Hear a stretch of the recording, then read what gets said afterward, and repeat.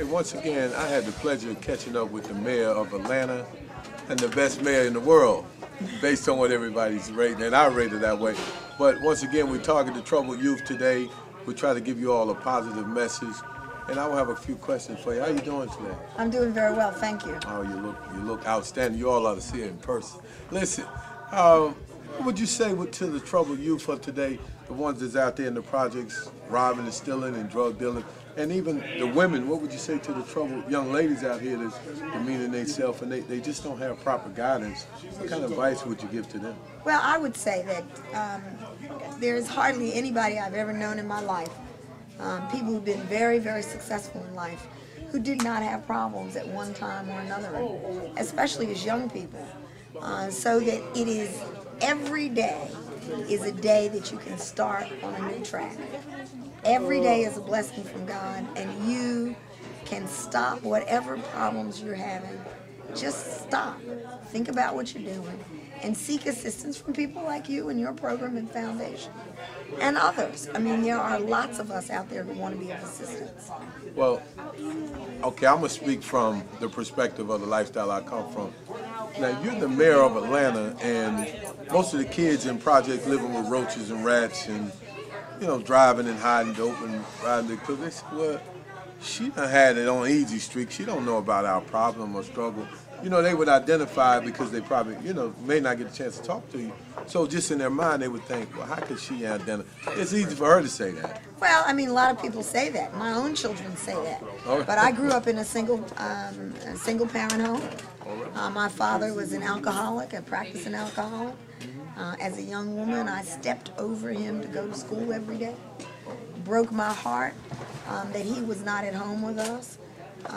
I felt as if I had been left by him, and he loved me, but he had a disease and he couldn't overcome it until much later in his life. So, I mean, everyone has a story, and the stories, lots of the stories are not pretty.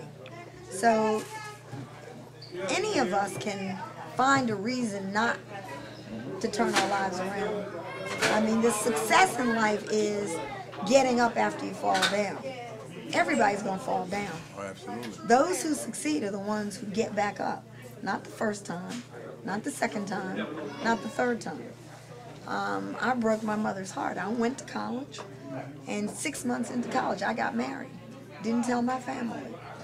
I was half going to class and half going to work. And unfortunately, that relationship didn't work out. And I don't blame him for it because I had as much to do with it not working out. I was too young really to make the commitment, I thought. So, you know, everything that glitters isn't gold. And the most important thing to do is to find in your heart what you want to do and who you want to be, and stay true to that, and find people who can help you achieve what you want to do in your heart. And don't be embarrassed about it. I meet young people who say, I want to be a barber. And they may be sitting next to somebody who wants to be a doctor.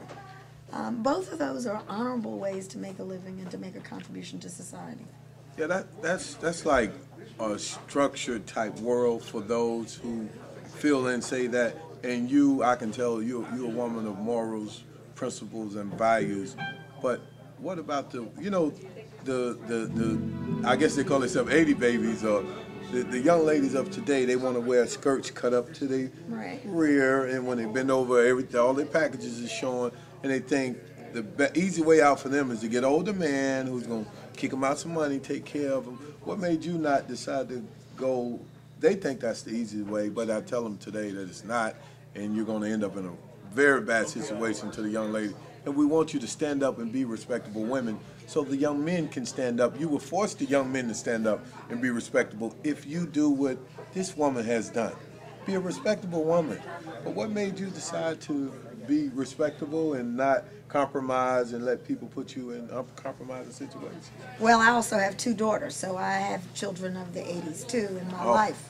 So I have addressed some of these issues with my own daughters, standing at the door saying, okay, you need to put some more clothes on. Right. Knowing when they got halfway down the street, they were going to take them off. So, right. I mean, we do have to struggle with just going with the crowd. But I learned early there will always, as a young woman, there'll always be somebody prettier, and there'll always be somebody younger. So if you're going to make your life around those two issues, you've already decided to lose. Absolutely. Because there will always be somebody younger, Yeah. and there will always be somebody prettier. And if that's the basis on which you think you can get through life, you have already misunderstood how people succeed. Oh, absolutely.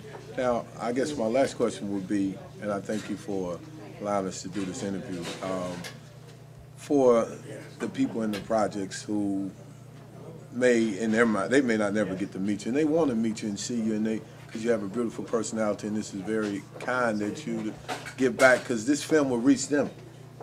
So what advice do you have to say to them? Like, I mean, just dealing with poverty, and they think that, they feel like the government is not helping out, that the government is against them. Well, in some cases it is. Some government policies are not in favor of people who live in poverty and who have fallen down. Right. So we don't need to make up that everybody is on their side, because that's not true. I mean, you have to find the people in your life and in your environment who are on your side. But I will say to young people, if they will come to see me, and I meet with people all the time. I'm meeting with people anyone can come to see me next Monday or any other time. If you have young people who want to talk to me about what their hopes and dreams are, I'm available to do it. But I'm very direct and straightforward with young people.